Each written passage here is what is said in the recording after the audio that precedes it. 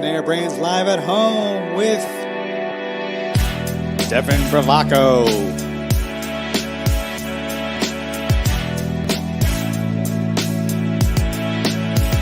Eric Cabral,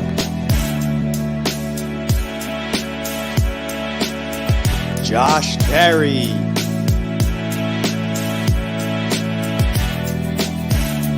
Jordan Fraser, and Justin Fraser.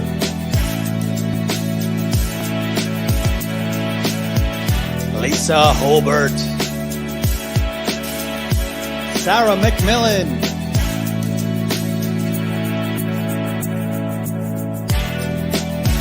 Chris Orsi,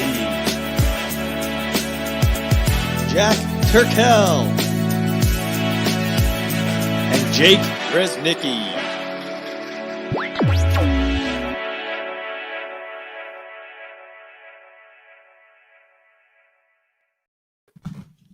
We are live and back to you, wonderful folks at home.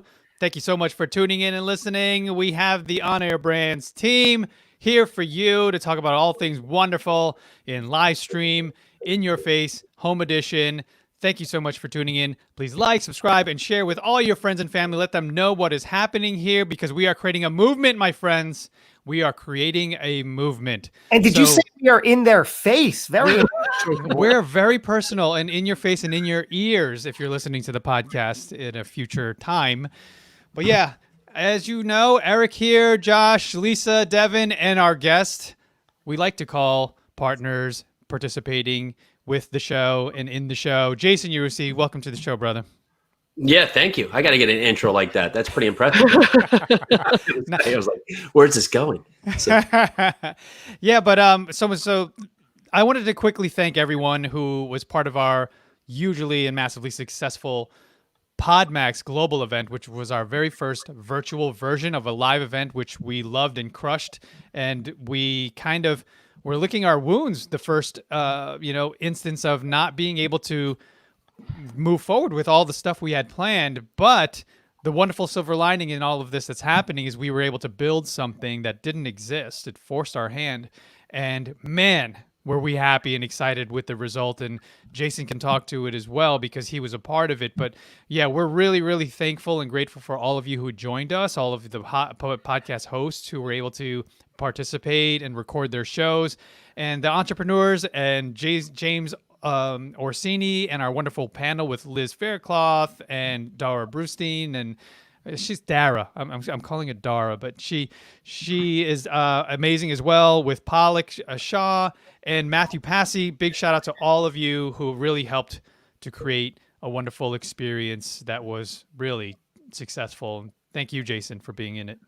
Yeah, thank you guys. Awesome experience as always. You know, it was a different take. I'd love to get down and say hi to you guys. But ultimately, the best part about PodMax is we get exposed to people that maybe we just didn't have that connection for. That's a lot with podcasting, be able to talk to people, having learning new things, meeting new people, creating new connections, and then furthering that down the road by extending that connection elsewhere.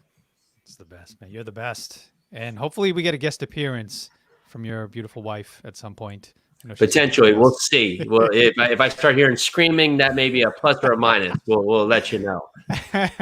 You know what I'd love to point out about the success of the event? It wasn't just a success overall, and it wasn't just a success for the team, and it wasn't just a success personally, but it seemed to be a success for every person involved, no matter which angle they were coming from, whether they were part of our team, which helped create everything from the beginning, or a show host who played their part, to the guest entrepreneur who played their part, like you said, Eric, to the panelists, to the keynote speaker. How in the world did that vibe just fit so well, right? Because that's what every piece of the part created the sum of the whole, or however that silly phrase goes. But how did that happen, that we all were just able to show up to create this puzzle in that moment? Yeah. You'd like to say it was by design, which it kind of was, but it really just flowed on its own. which was the beauty of it. I love the fact that, you compare it to what we do in the live version. And I think everybody, ourselves included, walked away with that same energy, that same vibe, which I don't know if we really knew that was going to happen when we kind of embarked on making this shift. So I think that was very interesting. The idea was there, but I know it's somewhat of a rhetorical question, Josh, but I do want to dive into the chemical makeup of what made it a success. But I also wanted to, before anyone loses their attention or decides to come back and watch the rest, we have an announcement to make. Josh, do you want to quickly announce what's happening in July? Sure. We've already announced the next PodMax Global event, which is July 10th. So you can officially mark your calendars. July 10th will be PodMax Global 2. Ticket registration opens up next week. So the best bet is to make sure you are in our On Air Brands Network group on Facebook, open to you. And that's where we are going to announce first when tickets go on sale and open up for registration, which is going to happen next week. Yeah, super excited about that. I know people are already reserving and they're like, where's the portal? Where do I buy my ticket already? And, we're furiously building and creating new stuff, and it's going to be ready for the grand opening next week. So it's good stuff. That one thing that really stood out that we thought, because we just wasn't aware of it, is that you still were able to give those parts where you had that networking ability with the breakout rooms, and just hadn't been exposed to that before, right? But instead of just having that part where sometimes you're part of a mass call, right, where there's 30 people on a call and you can't really have that connection, right? You do those breakout rooms, and it gives you the ability to now continue to create those relationships for maybe some of the people that you weren't either interviewing with or weren't interviewing. Yeah, that was fun. I loved how you didn't know who you were going to, be in the room with. I kept running into Cardwell Thaxton. Big shout out to Cardwell. Every 3 times I'm like, wait, it was a joke at this point. We're like, why am I in the same? And then I got pulled out. The architect, Jacob, pulled me out for whatever reason. But yeah, it was kind of exciting, right? To say like, oh, who's next? Who am I going to be chatting with next? Oh, I think Devin, your mic isn't set. No, nothing. Hello, am I coming in clear? Can you hear me now? Oh, there you go. Yeah. Okay. I was going to lip read for you, but that probably wouldn't have gone well. What was cool too is making the connections beforehand and we put a lot of effort into who gets interviewed on what different podcasts. So it's cool to see it kind of all come to fruition and see how excited people are afterwards, because that is like a big draw, obviously. But Jason, something that I didn't actually realize until this morning, I kind of brought it up to the team, but then also made the connection even after our team meeting. So 3 years ago, we went, my fiance went to the Jake and Gino multifamily conference in Tennessee, and he actually met you there. And then when we first got into real estate, our first meetup that we went to was your meetup, and we had met you. And what's also cool that I realized after too is, so Dylan, who was interviewed on your session, used to work for Jake and Gino. That's correct. And so I didn't even put those together when I put you, when I put your breakouts together. I didn't even put those two together. Yeah. Yeah. Degrees of Kevin Podmax. Yeah. I get the Kevin Bacon reference. I love it. Yeah. So that's pretty cool. It's a small world. It's cool to make those connections. Yeah. It shows you how small the community is, right? So there is, and I think sometimes that keeps people on the outside because they think that there's this wide net that they can't get into. It's like this deep ocean of a bunch of unicorns that they have to figure it out. But once they actually can go out there and just take the action, and the action is really just starting a conversation. You just start to meet so many people, and then you find where those connections lie, and then it continues to grow and morph as you just further engulf yourself.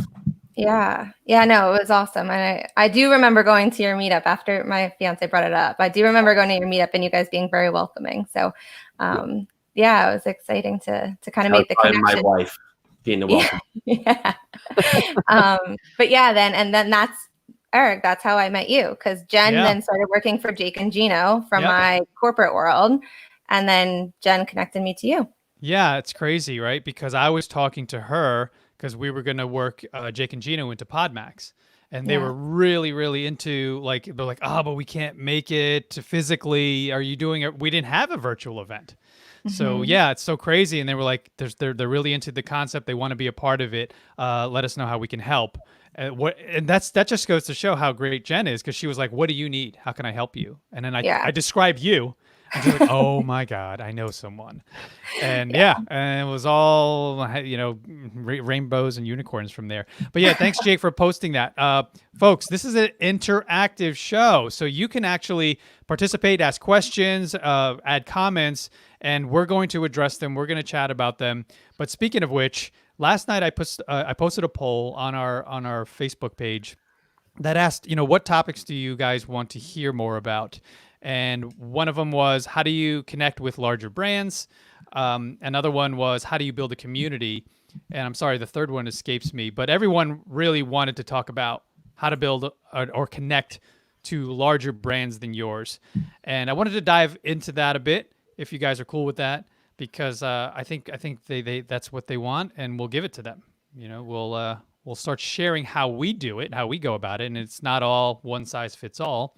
But this really works. Some of these strategies and tactics really work well for us. So when connecting to larger brands and the reasons why, that's the first thing I wanted to tackle, was the reasons why you want to do it. Is if you have a brand or you're developing a brand, you can leapfrog exponentially the time it takes to build your brand if you start to align yourself with companies or brands, because it doesn't have to be a company. It could be an individual who has a large personal brand, but you can align yourself with them by doing certain things, which the magic is always adding value to somebody's life or business. But if you reach out to them, there are several ways where you can start to nurture and foster that relationship so that eventually it becomes something. So for example, James Orsini, who was our keynote, who completely crushed our event and made it a massive success. Well, that happened by aligning with the Vayner brand and aligning and making sure that we took our time and didn't ask for anything right away. We tried to offer value. We tried to establish a strong relationship. Lisa already had an in. So this is a nice pull back of the curtain. They are Seton Hall grads and alum, and they connected there, and she knew that, hey, I'm connected to James, 1 degree of separation, and I think he's going to be perfect for PodMax. But this was, Lise, what was it, 6 months ago, maybe? Oh gosh, even more, even longer. A year ago. At least a year. I mean, I've known him longer, but really making more of the connection probably about a year ago. Yeah, and we've been talking about Vayner.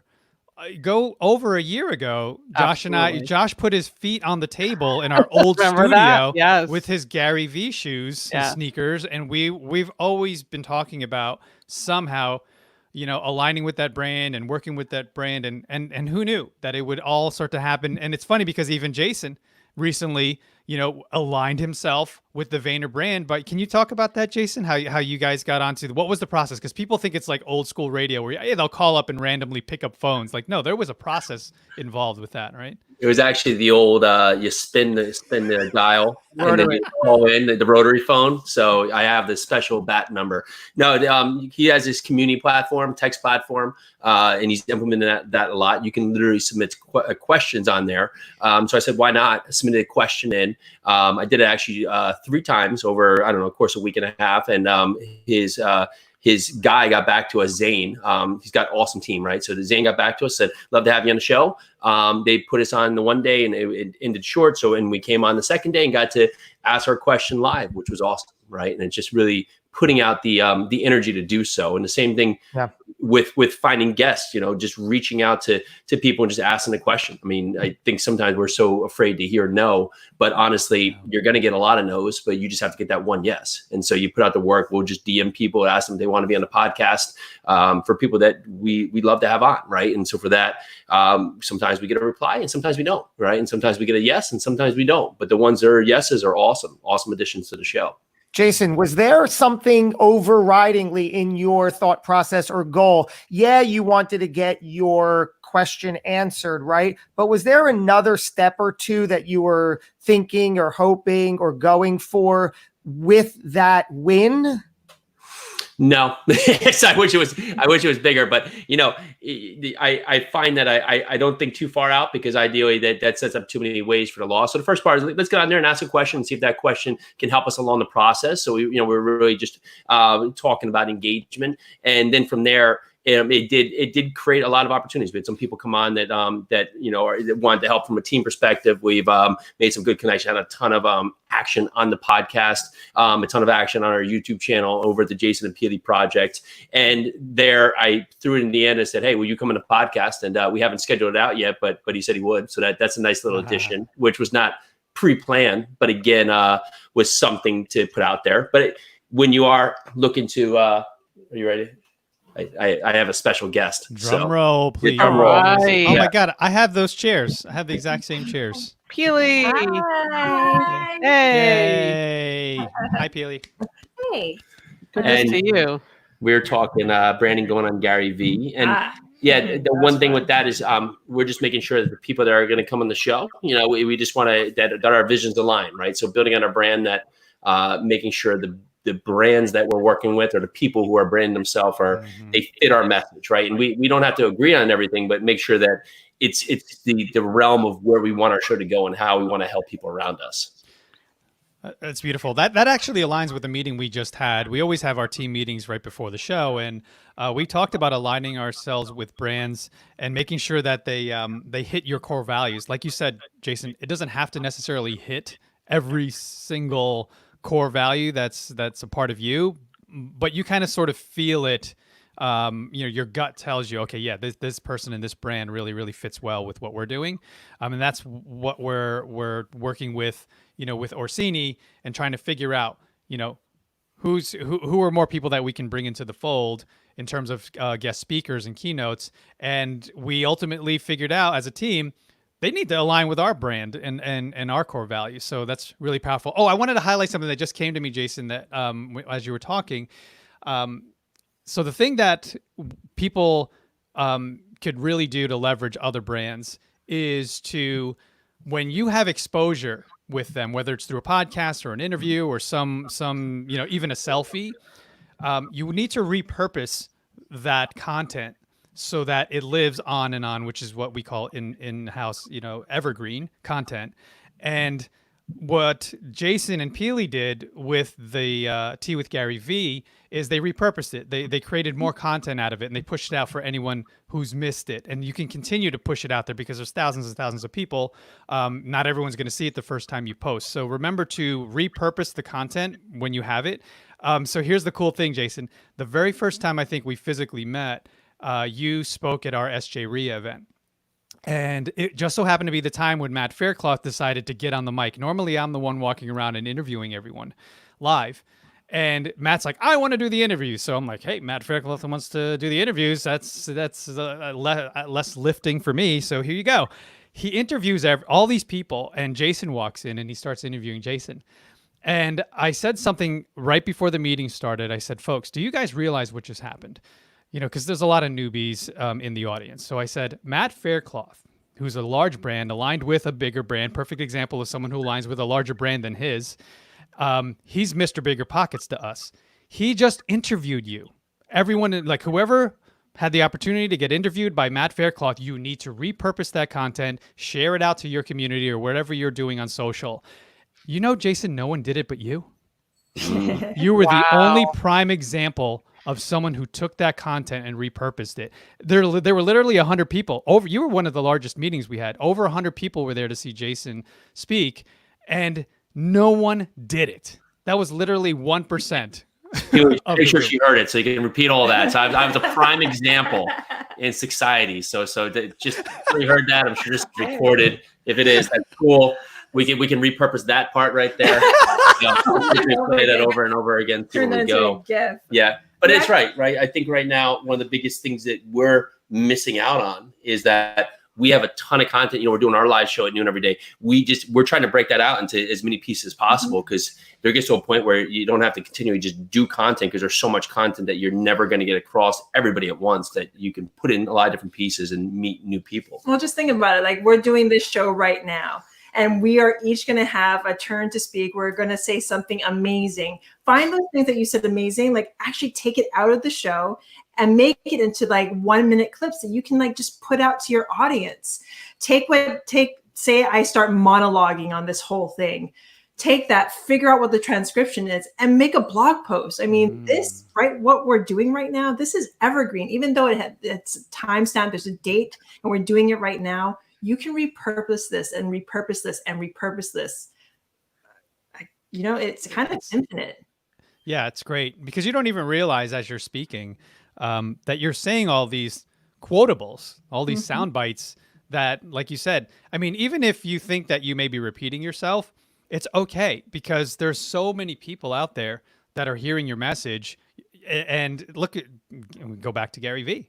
He's always saying the same thing over and over and over, but he's reaching a mass audience. And if that is your purpose and your goal is to build a larger community, then it's okay to keep repeating yourself, as long as it's adding some sort of value, and you're not just talking to talk, you're actually helping people. And sometimes people need to hear things over and over and over until they take action. Gary Vee actually has some of his videos where he'll say, I get called out all the time by people saying, hey, Gary, you just talk about the same thing over and over again. And he says, you bet I do, because you still need to hear it. And it's true. And then he'll drop an expletive and curse you and call you names. And you're like, oh, that felt great.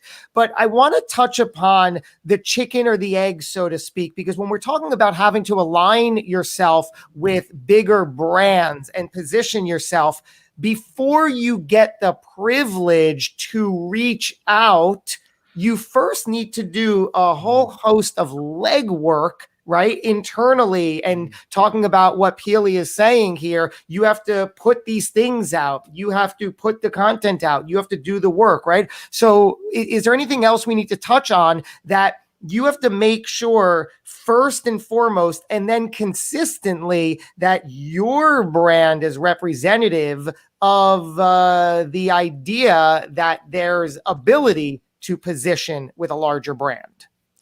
I thought you were going to go to where Josh Carey's superpower wheelhouse is, where you got to work inside, right? You got to have the confidence to know that when you step up to someone, you're confident enough to say, hey, here's what I do really well. You're self-aware. And then you could say, this is the value that I can offer you in any way, if possible. And that's where I wanted to get to too. Like, if you go to networking events, like where I met Jason and where I met Peely is, networking events, when everything gets back to normal, putting yourself out there and talking to people, and then identifying when you can, because there aren't a ton of them, but they're out there. I like to call them super connectors. So Lisa's a super connector to me, where they know a lot of people and they can help identify. So it's not just knowing people. They have to have a specific skill set where they can say in their mental Rolodex, for all you old school people, you do this when you do this when your you're card Rolodexing. catalog. Where it's like, okay, I know this skill set of this person, and they recently told me they're looking for this. And then someone comes along weeks later and they go, oh, wait a minute, this is the person that has that skill set. Hey, there's a guy or girl that I know that I can connect you to. That's the super connector that you need on as part of your network, because they will help you tremendously by growing and connecting to larger brands, to more people to partner with, or clients. So that's a powerful tool to be able to identify that. I mean, but you got to put yourself out there. You got to hit the bricks network, whether it's virtual or in person.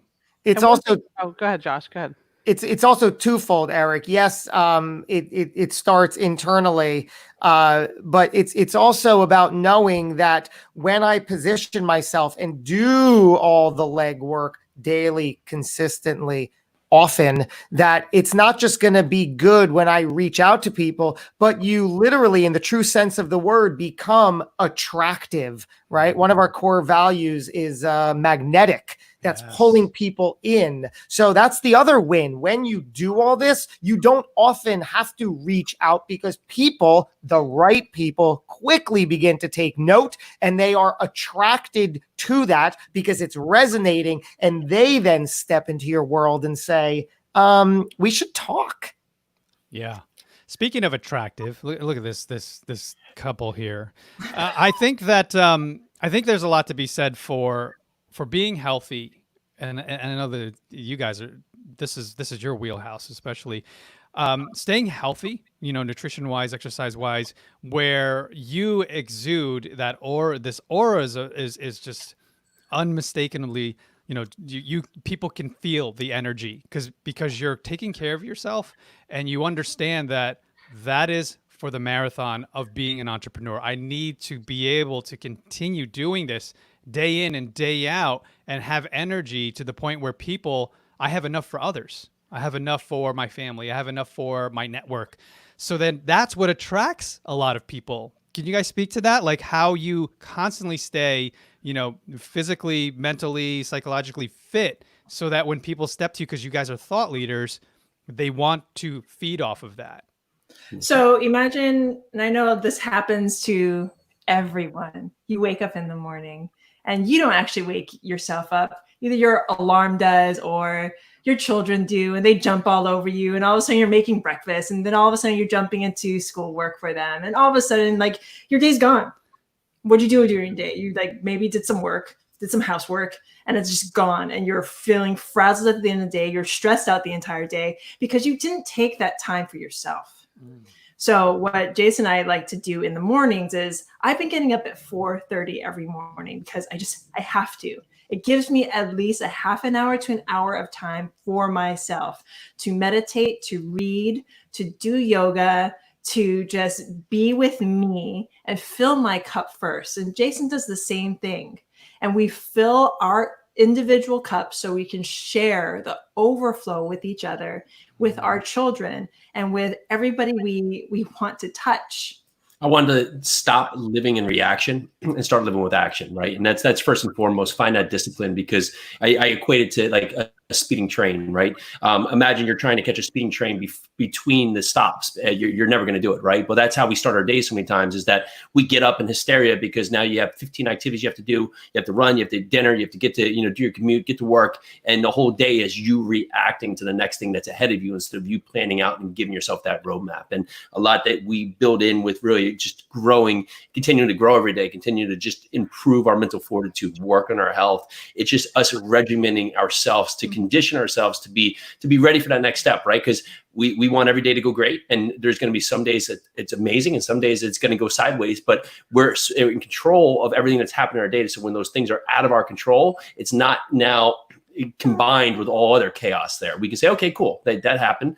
I can either now control my action, what I say, what I do, and how I feel. I can control. So if I'm in control of that, I now will win in every situation. And I mean, really, it comes down to what Jason was saying. It's all about control. I mean, there's things in the world that's happening in this world right now that you can't control. So why let it affect you as a being, like your state of mind? Why do that? You take that which you can control, and we can control our schedules. And Jason and I are really regimented. We're actually really boring people if you see us on paper, because we know what we're going to do in the mornings. And you know what? Sometimes it doesn't happen that way. We know how our day is scheduled. We have our children's days planned. We know what we're going to do in the afternoon. And past that, the thing is, we have it all planned out. It doesn't always go the way we plan, but we know what the plan is. We try and stick to the plan. If we deviate from the plan, so be it. We can control how we react to that deviation. Yeah, there's no perfect balance. I think sometimes we're always trying to find, well, let me find a balance between, my work life, my family life, my, my personal life. There's no perfect balance. There's the idea of the attention and where that balance needs to go today to continue to move yourself forward in the right way. I'm curious about mindset. I know you guys talk a lot about it, but to do all the things that you're talking about, you need a certain mindset. And I'm curious, how you establish that on a daily basis, or also just to, for the discipline, how do you go into it to create that mindset? there's certain things you can do in your day just to take back your day to start. I mean, the first thing you get up, you can now have the choice, right? Alarm goes off. You can say, okay, let me just hit the snooze, or you can say, nope, no negotiation, just get out of bed. You've now won that. You need to start creating those wins in your day, starting with a clear mind. So a lot of things that can happen in our day, just the simple act of taking 6 deep breaths sets your mind in a whole different parameter, right? So now you're ready to take that day. If you want to jump into meditation, that's a way to give yourself a moment to have your space. And then as distractions come, notice the distractions, but let them go. And then condition your mind that you have a regimen. So I am going to now say this, and then I'm going to do this. And the more you can start doing these things in your day, you're going to start finding that you're going to get mentally stronger and mentally stronger. I'm going to get up and run today. Okay, well, here's the options: run or don't run. But the more you just get up and run, and you do that day in, day out, because that's what you've told yourself you're going to do, you've now conditioned yourself to win. We find there's too many easy ways not to do anything, not to do something. And then your body and your mind starts getting used to that. Oh, I don't have to do it because my mind said it's okay yesterday, so today will be okay. Today I'm going to have McDonald's. Okay, tomorrow I'll have pizza. The next day I'll have this. And it just continues that rotation because your mind keeps giving you that okay. And we have these philosophies that we start as kids that we set up the parameters, right? I'm going to do this because I'm committed to do this. But then as we grow, there's more ways for us to let ourselves off the hook. And then we slowly unravel. And as soon as you can start building that in, setting up those 3 things, those 4 things a day that you say, okay, I'm going to do these 4 things. And it doesn't matter what happens, I'm getting these 4 things done. End of the day, I look back, okay, I won. Now the next day, do that. The next day, do that. The next day, maybe I lose. But okay, let me get back in a winning track. The next day, let me do these 3, 4 things. So maybe I'll drink a gallon of water. Maybe I'll call up 2 brokers. That's on my list. And I'll go run 6 miles. So okay, did I accomplish those 3 things? Yes. Well, I have won. So how can I continue to do that in my day? And when I look back, 30, 60, 90, 120 days, I've now stacked up wins. And my mind is saying, okay, I see where you're going and I like this. Let's continue. So there are 3 books that I absolutely suggest for your listeners to get and ingest and kind of just smash into their heads. The first one is The One Thing by Gary Keller. Have to get that book. That's the first book that I've read out of these 3 books. Like Jason said, pick 4 things. I say pick 1 thing. Start off with 1 thing. Start off with 1 thing that that if you do this 1 thing, that everything else would just fall in line. It's not a direct quote from the book, but it's basically that. You find that 1 thing that will set you up for the rest of the day. It's the most important thing of your day. It's the thing that it's either business-wise or family-wise. It's that 1 thing that you need to get done. The second one is the 12-week year. So it's basically taking one of your most hairy, audacious goals. You slap that on a piece of paper and you basically schedule out all the action steps. And these need to be actionable steps that you can take to get that goal done. And you quantify it by saying you did it or you didn't do it. And by the end of that 12 weeks, and you have to be honest with yourself, if you did or didn't do those goals, you can see, okay, say you hit your goal and you are at, 85, 90% done. Like you did all your actionable steps, 85, 90% done. You know that those action steps got that goal done. Say at the end, you're at 30%. Either you were being lazy or you picked the wrong action steps. But this makes your goal quantifiable. The third one is the Miracle Morning. It is 6 things that you can do every morning or every day, and it is scalable. You can either take an hour to do it or you can take 6 minutes to do it. Basically, it is the savers. I always get this wrong, but basically you read, silence, affirmation, visualization, exercise, reading, and scribing, right? Yes. Yep. Yes. I remember that 4, so we get, we're a good team. Guys, You showed it right there. I'm so thrilled with hearing all this. You're speaking my language to a T in every way. Peely, when you started talking the 3 books, I recognized even before you brought up the books, I was like, that's the Miracle Morning. It was one of the most recent books I read, I embraced. I was already doing some of them, but to see it spelled out like that is and was a game changer and life changer. So I am a huge proponent and fan of all that as well. I just want to break down one of the things that was a roadblock for me, because yes, everything, Jason, you said is necessary. That's getting your mindset straight. That's what has to be done. That's the path of winners, right? Like you said, you either do it or you don't. For me, most of my life, I knew logically that I need to do these things, but I self-identified with a label that I wore for way too long,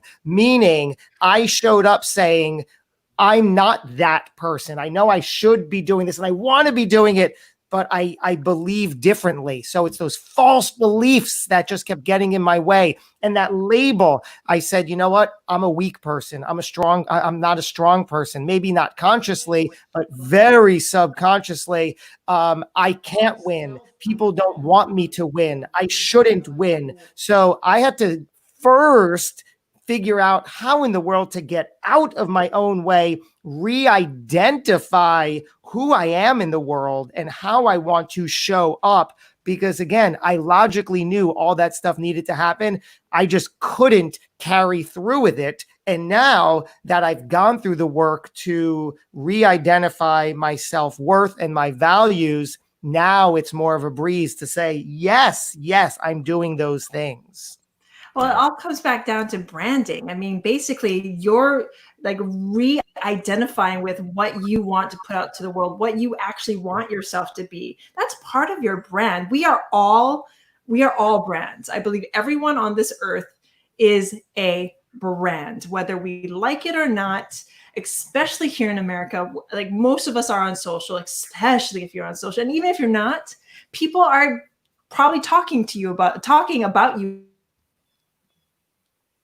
You put it out there, what you feel about yourself, how you reach out to people, how you interact with people, how you answer your emails, how you answer the phone. That's part of your brand.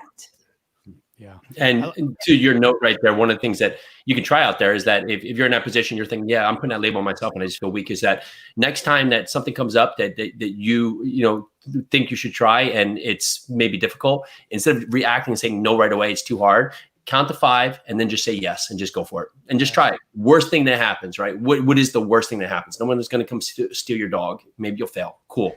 Right. You learn something and then move forward. That's the mentality I had to take, because I'm more risk adverse. And that's because I have a little person in my head that goes, oh, well, what if it fails? Or what if everything explodes? Or what if?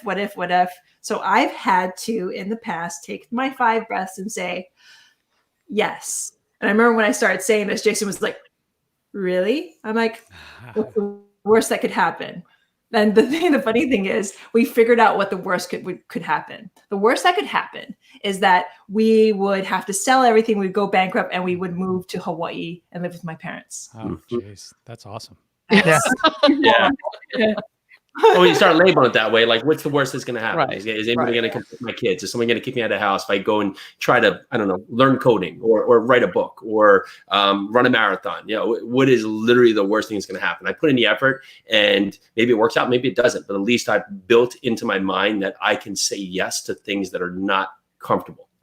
Yeah. Is there something, Peely, that you've done like that actually wound up working out well, but you had to take maybe 2 breaths? I have a big one that I had to take a couple of billion breaths for. Okay. Okay. Large multifamily. I had to take a huge amount of breaths because I got my real estate license. We got into flipping. We got into wholesaling. We were doing all the things. We bought 2 duplexes in Indiana. That was a big one for us. That's something I actually brought to the table. And then all of a sudden, Jason's like, if we can do 2 duplexes, why don't we do 50?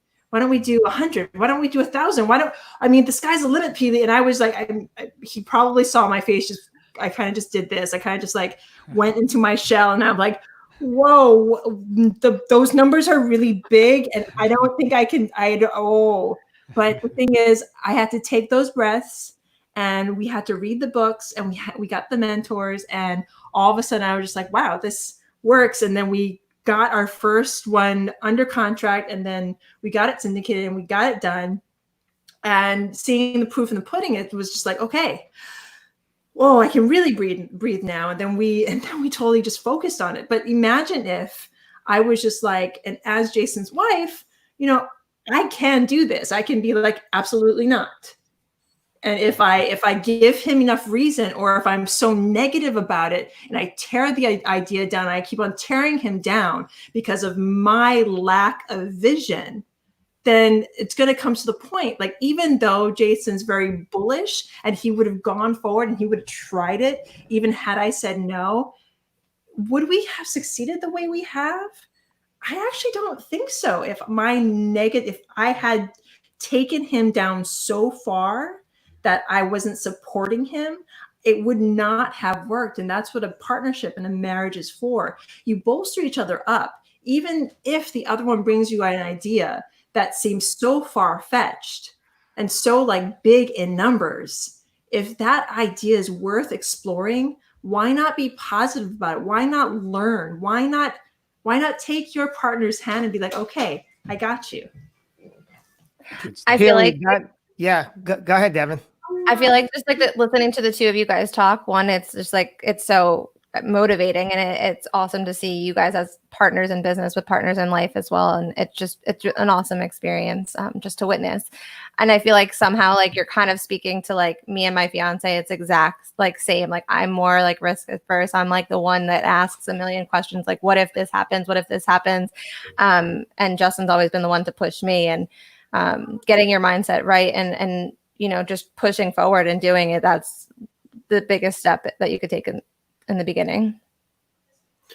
Yeah, I love that. I mean, when we look at plans, right, we all have a perfect plan. And the thing to know is that there is no perfect plan. I mean, that's within life, within fitness, within finances, family, faith. Everything has a plan, right? We all have a roadmap, and it's just like anything. Like, yeah, I'm gonna drive to wherever, Colorado, and on the way there might be construction. I got to get off and do this, or I might flat tire. The engine could explode. All kinds of things could happen, right? So had a map, have a destination, but I don't know how to get there. And then something that stood out for Pia and I is that we started in a work environment, right? So that's how we met. That's where we first, back in New York City. So we had that part before we had the relationship part. And just, with your partner, whether it's your significant other or a partner in business, it's just making sure that we're understanding how to talk to each other. I think lots of times, even when people are raising capital, that they're just talking about themselves. They're just talking about how great it is of what they want to do, but they forget to ask the question if this is actually something that's beneficial for the other person, right? So, and speaking to Peely, if I'm going to throw out, financial models to her, that's not something that she enjoys, right? It's not something that she's in her wheelhouse. But if we could talk about how we can make better communities and how we can improve things and make this a better experience, not only for us in our future, but also for the people living in the apartment buildings and our investors, when now we can come to a meetings of the mind why this is a viable space we want to be in and why we want to try that next step. Because again, worst thing that happens, right? It's not something we like, or it's not something we do, and we move and pivot again.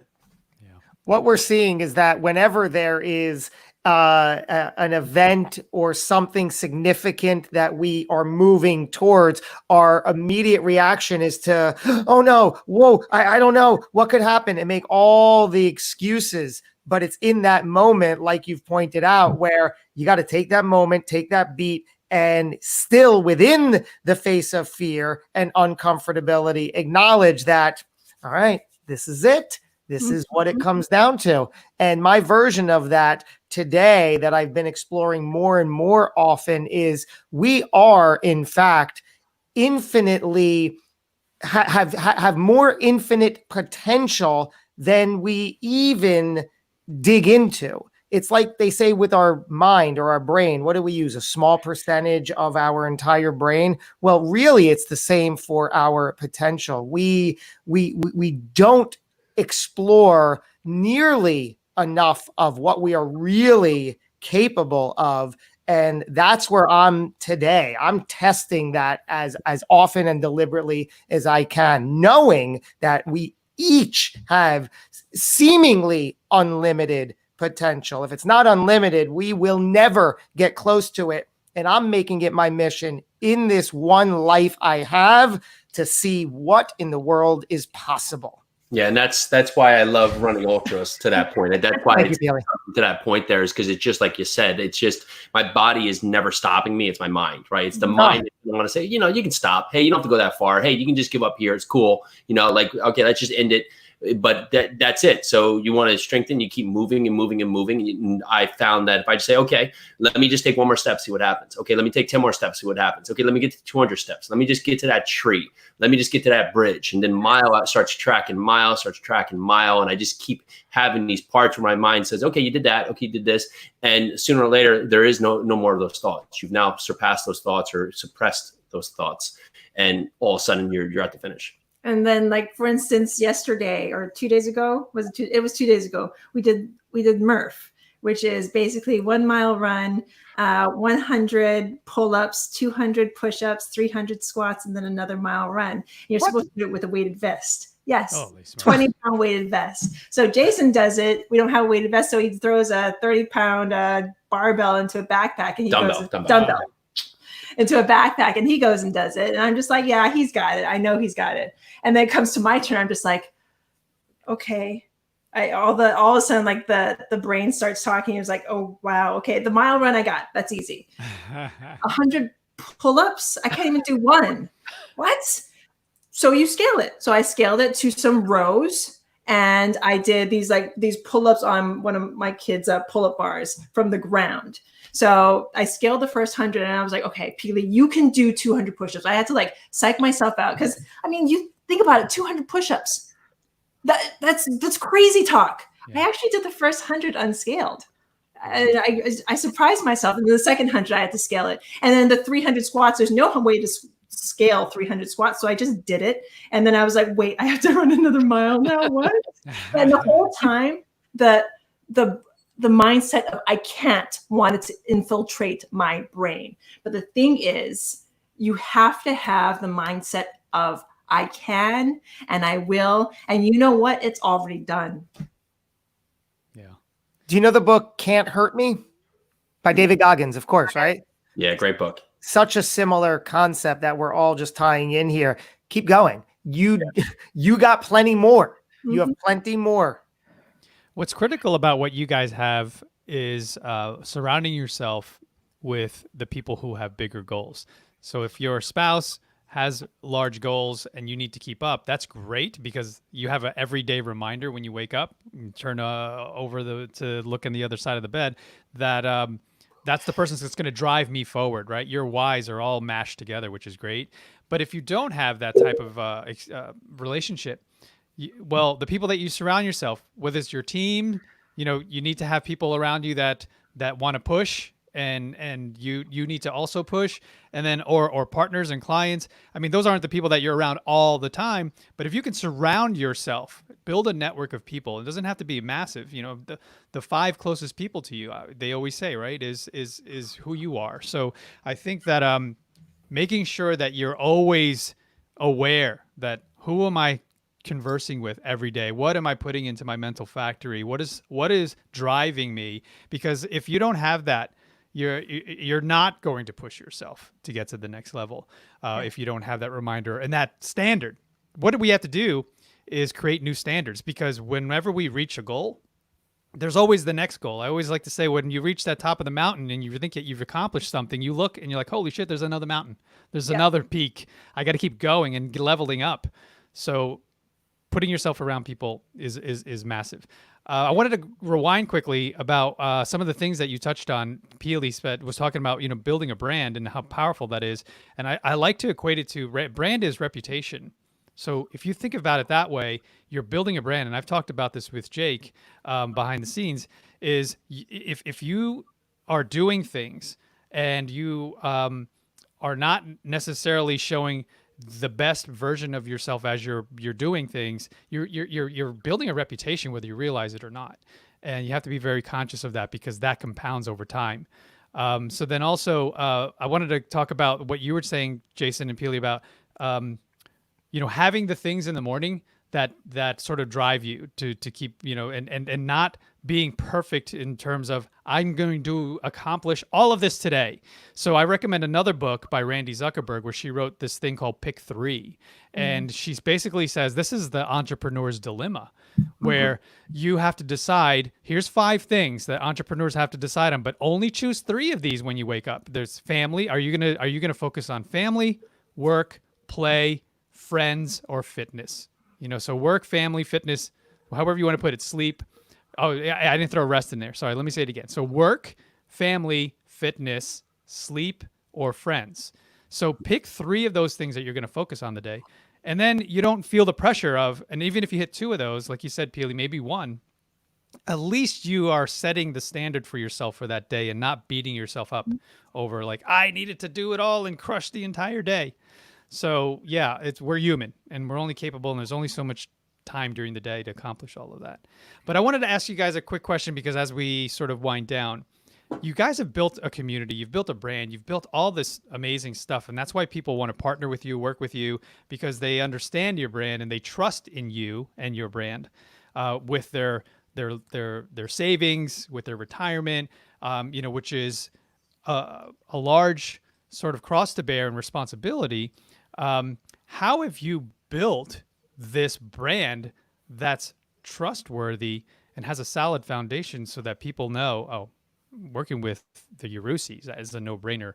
What would you say are some of the things that made that all happen? Well, I mean, it's as simple as this: is that you tell people what you're going to do, and then you do it. And I think so many times that it can be simple things, right? So, hey, I'll send you an email about this later today, and then you just don't, right? Well, that now creates what your brand is, right? You don't do that. You don't create that follow-up. And then having clear communication and being open to always continuing to learn, to improve yourself, right? Because we got a long way to go here.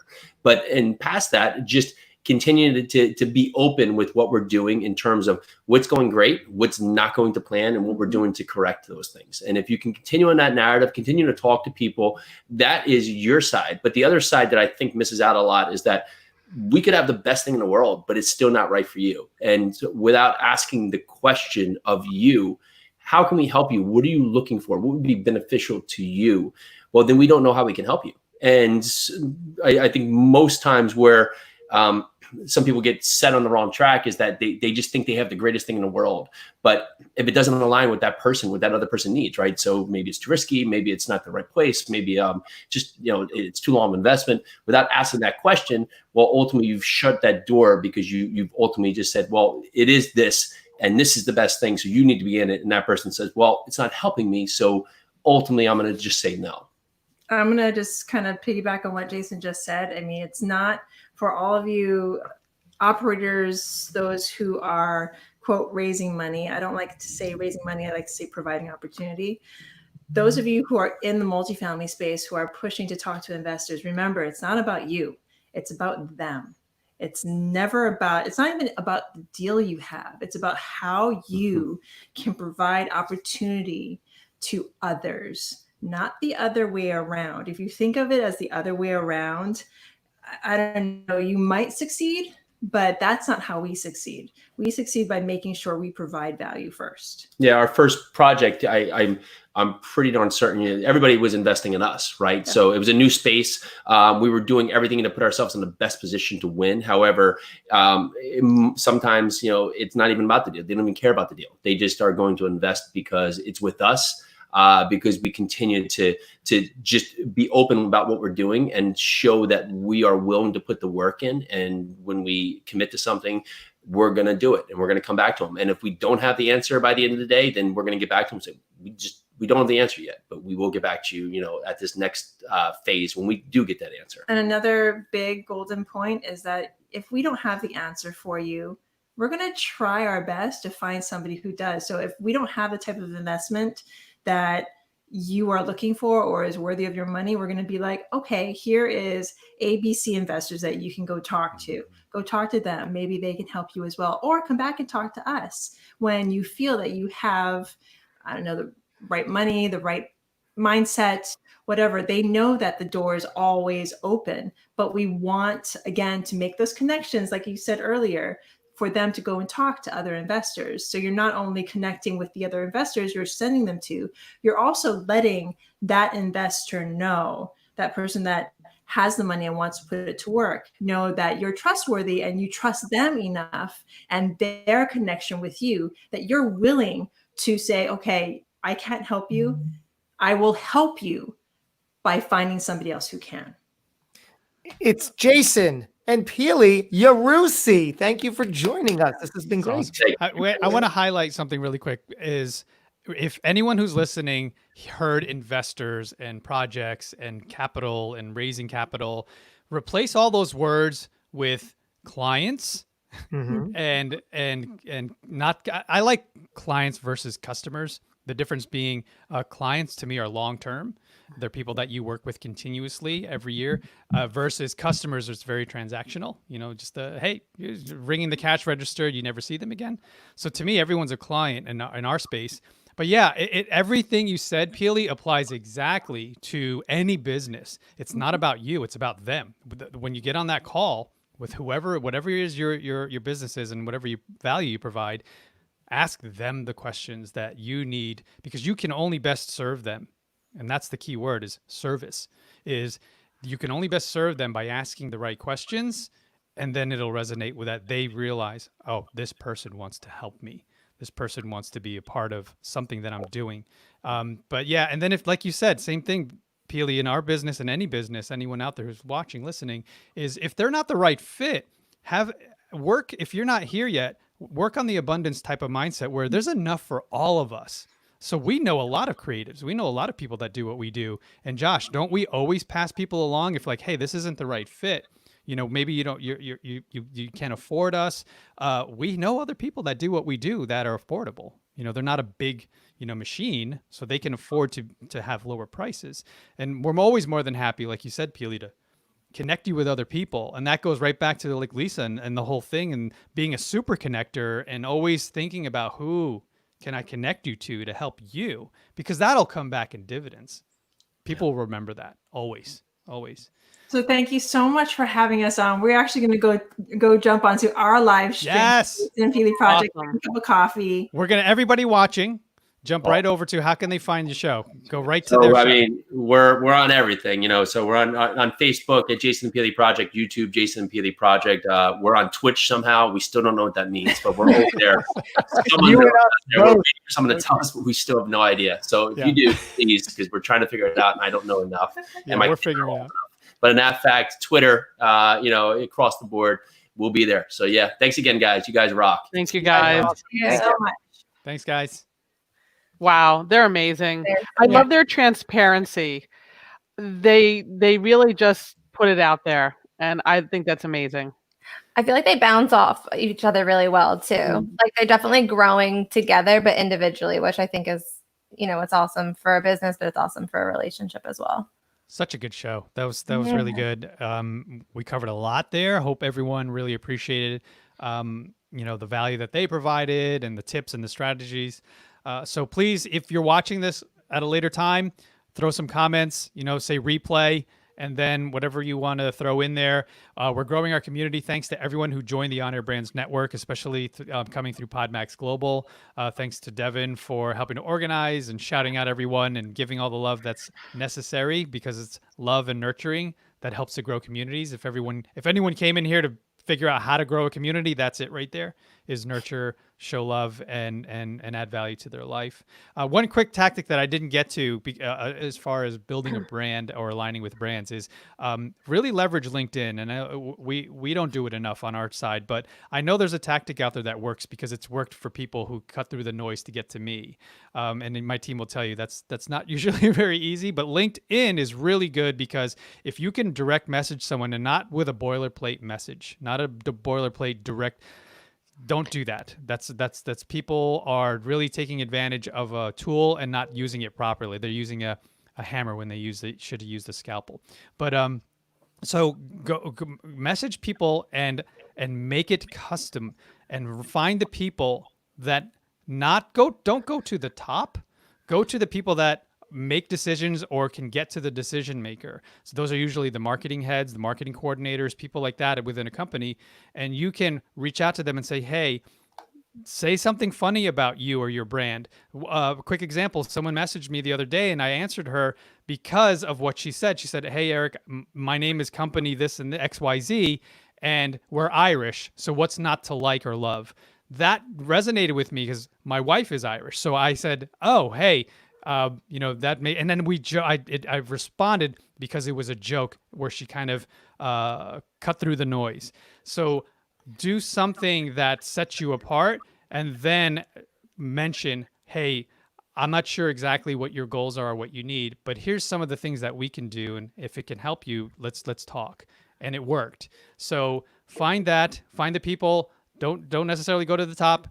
Find the person that you can connect to that will connect you to keep raising and going up and up and up. But that's one tip that I wanted to get to. Did you want to say something, Josh?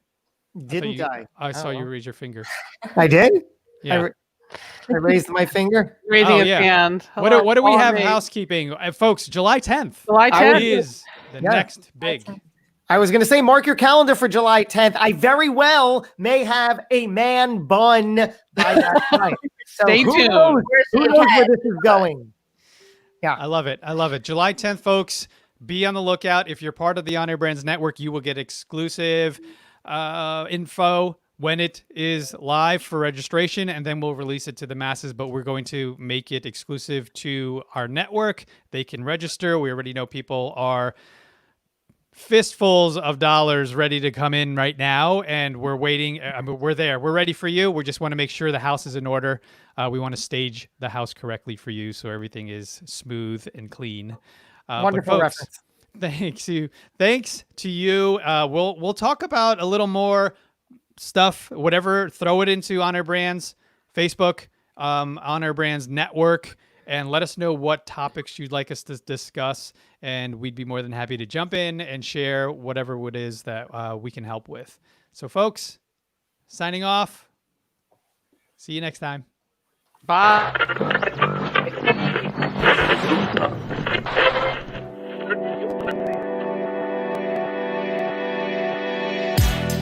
You're now tuned in to the On Air Brands